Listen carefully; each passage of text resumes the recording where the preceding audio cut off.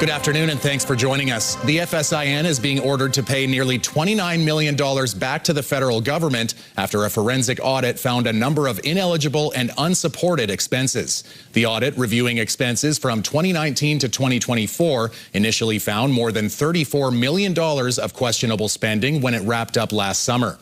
Now, a letter sent to the FSIN detailing the spending line by line found, quote, significant systemic issues in FSIN's financial management.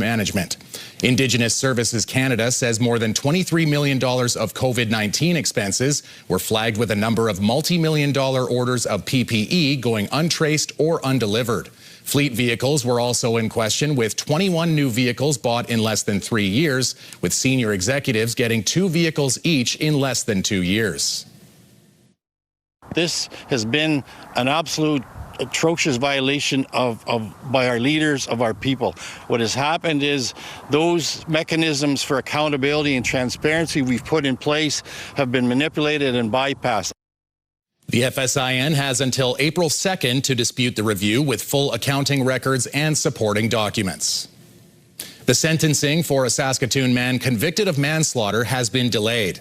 23-year-old Catlin Desjardins Kelly was found guilty in the death of 48-year-old Arden Panapakisik.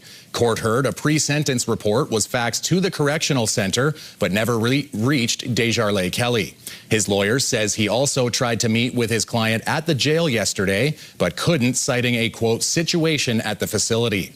The case has been before the courts for more than 2 years since Panapakisik was killed. The delay comes as the province promises to improve court efficiency and access in its latest budget. Prairie Harm Reduction is expressing concern following the closures of various safe consumption sites in Ontario and Alberta. The provinces are each set to see the closure of provincially funded safe consumption sites in June, impacting locations in Calgary, Lethbridge, Ottawa, Niagara, London, Peterborough, and Toronto. While PHR does not receive provincial funding, the executive director says it's discouraging to see the trend of safe consumption site closures throughout the country. We're standing strong with them. We're doing whatever we can to offer that support, provide, whatever information we have. It is really difficult to see a war on drugs happen this way. CTV has reached out to the province for comment. Another overpass was hit in Saskatoon Sunday, marking 3 separate incidents in the city in the last month. Traffic was moving slowly on the stretch of Circle Drive between 108th Street and Attridge Drive after a large vehicle struck the railway overpass Sunday afternoon. That led to lane restrictions and ongoing inspections. The Saskatchewan Trucking Association says there should be tougher penalties implemented as a result of the 3 strikes in the city, in hopes of leading to more accountability. The Saskatoon Police Service tells us they won't release the name of the company involved, and since that's the case, the STA won't say if the company involved wasn't specialized in carrying the load in question. If you're a carrier and you specialize in overdimensional loads, you're not having these issues pretty much, right?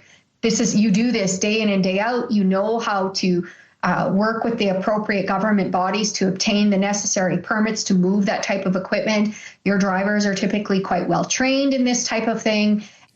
Ewart says a BC-style 3-strike system should be explored in Saskatchewan. The city says engineers from CPKC are inspecting and train traffic is running normal.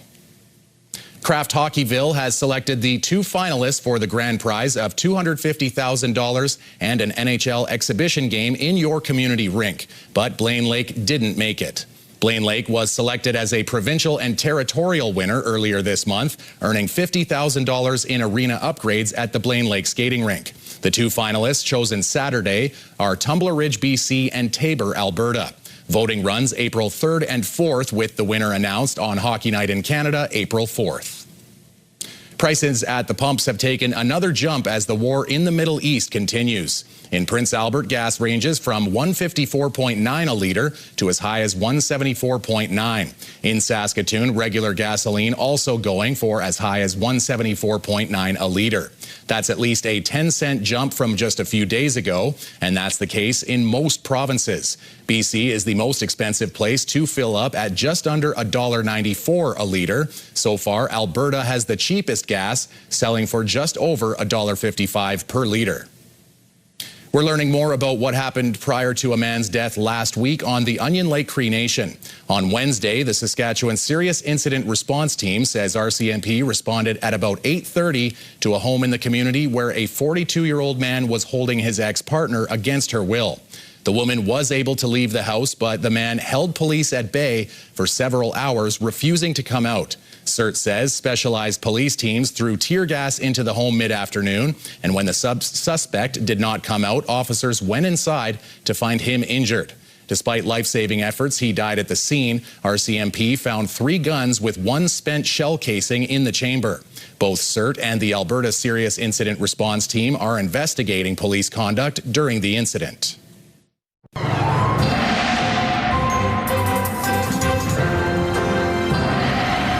Starting to feel like that time of year, Jeff. Less snow every day when you look outside, and on the sidewalks and on the, I guess, on the curbs, it's starting to be more square. Yeah, a little more square. It's not going to be that way on Thursday.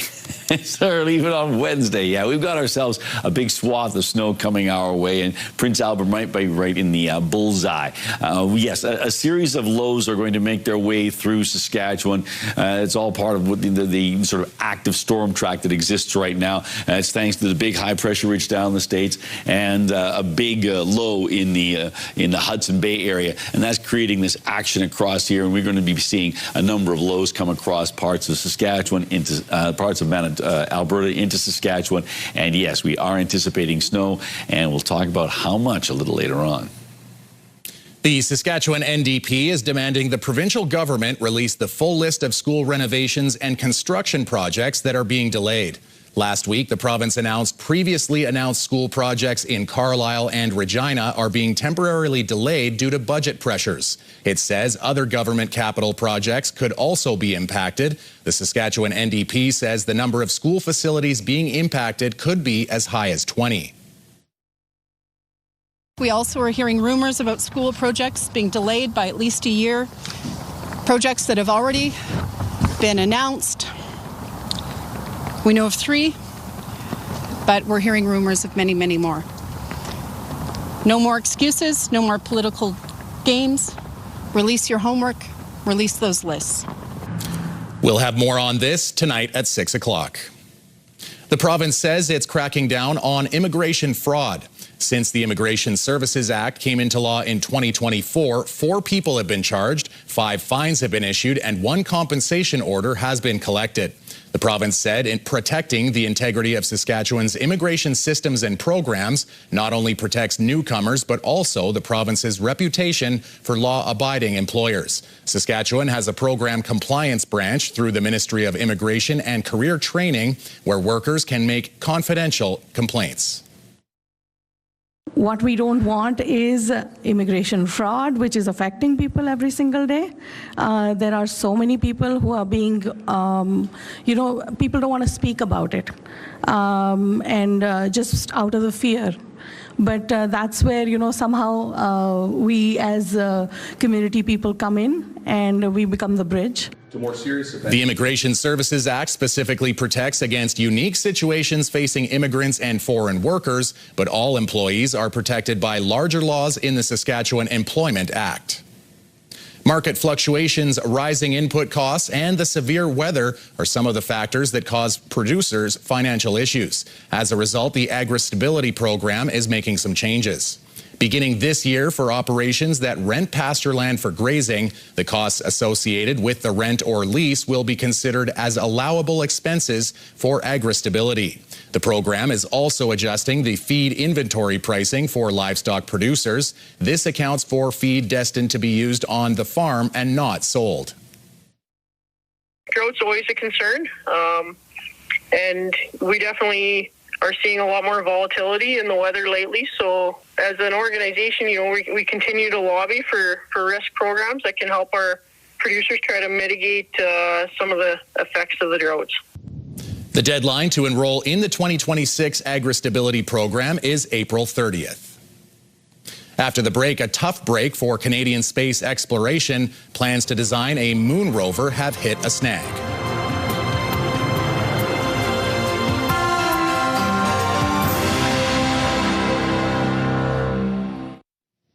The Canadian dream of space exploration has been grounded after Canada's space agency cancelled a mission to put a rover on the moon. Garrett Barry finds out what led to the decision.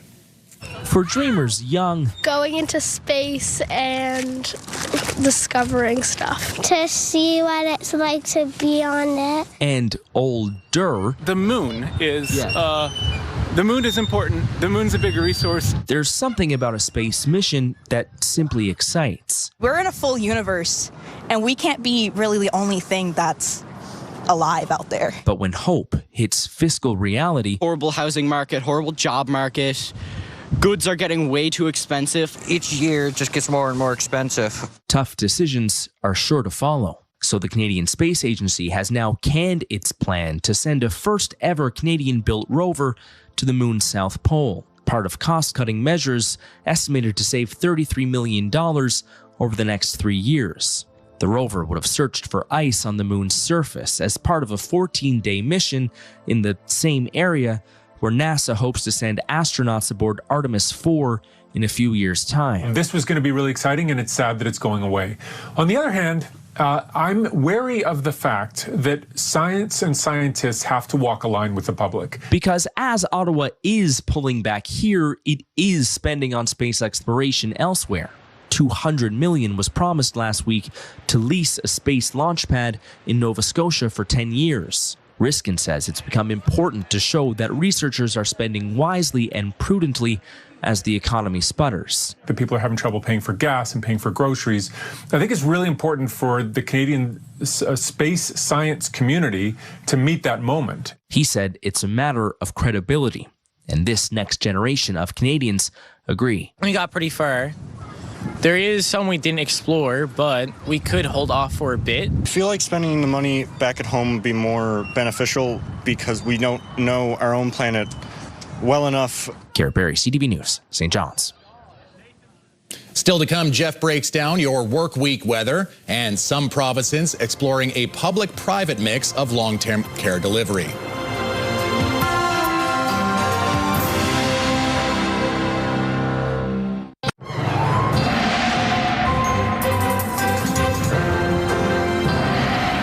All right, Jeff, everyone in Canada is probably eagerly awaiting the arrival of spring, but we're still kind of lingering here in the last gasps of winter. So what do we have coming for us this week? Well, I can tell you right now, it's not going to feel very spring-like in many parts of Canada over the next little while, or at least certainly we'll say the next week, John, because as I mentioned earlier on the broadcast, there's this big area, a big ridge of high pressure that's anchored down in the States. Then we have a big low in up in Hudson Bay. And those two things taken together have created this really active storm track across this, essentially the boundary between the United States and Canada.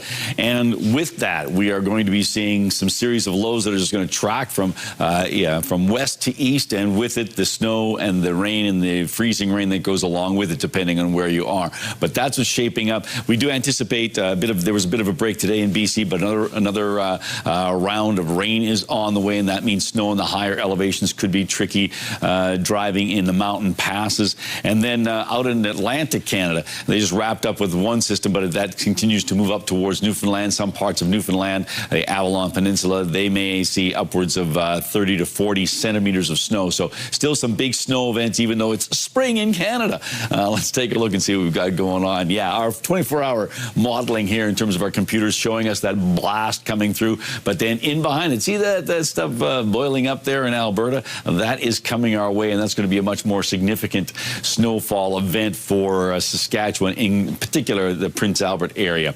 Minus 11 degrees in Spiritwood overnight, minus 6 in the Battlefords, minus 14 for Candle Lake and Nipawin, minus 12 in Birch Hills, minus 11 in Melfort, and minus 12 in Rosthern. Most places dealing with increasing clouds as we roll into the night hour.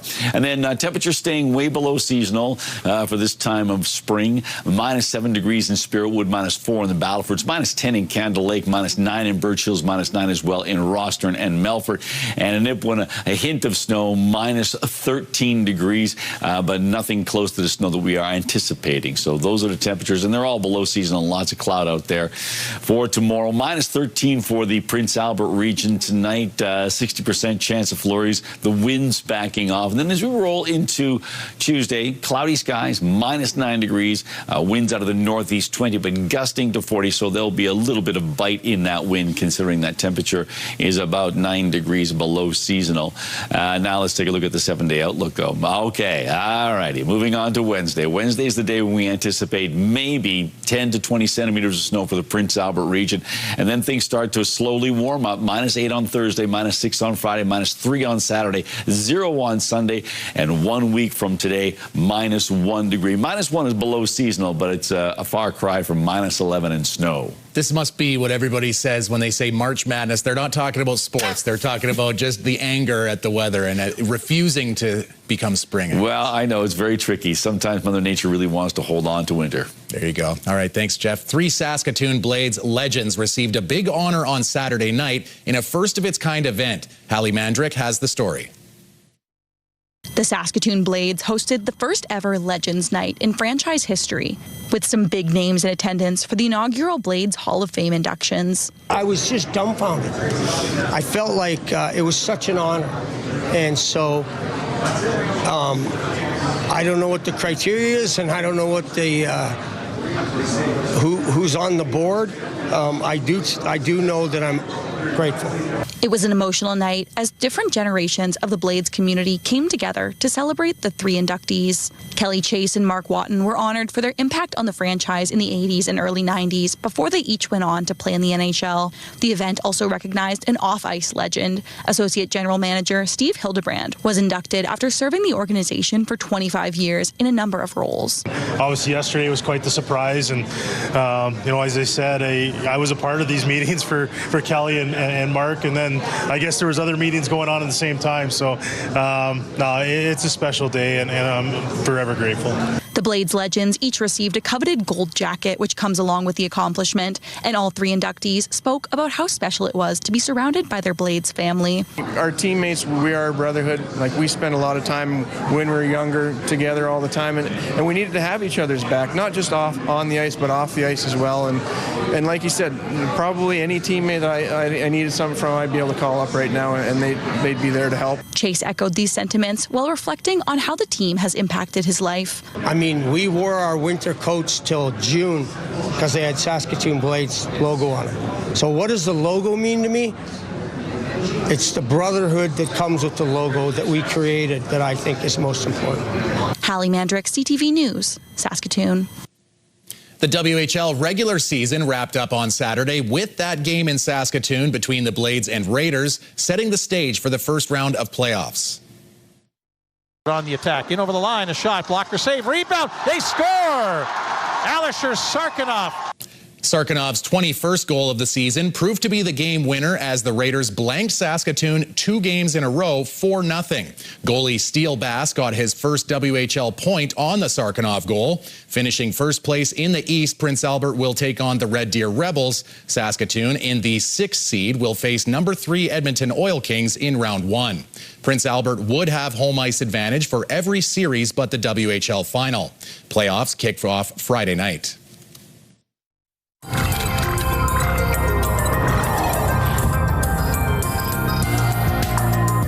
Some provinces are exploring a mix of public and private facilities to create new spaces in long-term care. But it's raising concerns as critics point to lower quality care at some private operations. Maria Saru reports.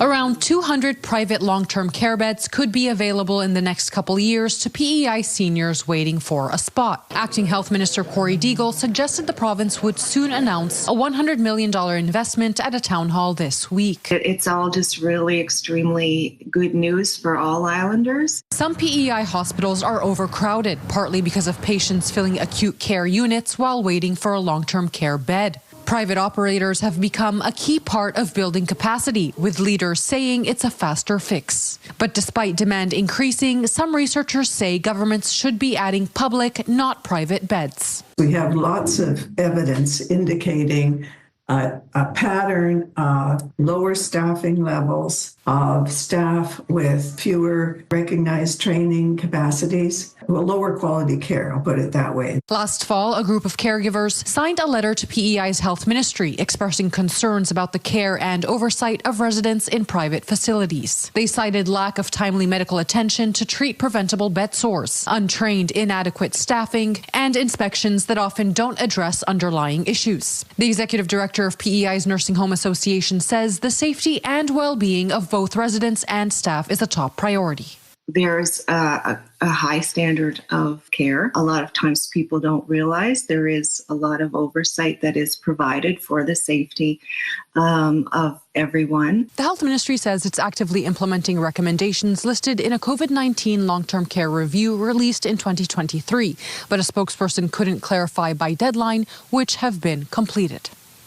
Maria Saru, CTV News, Charlottetown. Brought to you by Saskatchewan Union of Nurses. Thank you to Saskatchewan's 11,000 registered nurses. All right, Jeff, this will not come as news to you, but people had their bingo dabbers ready over the weekend.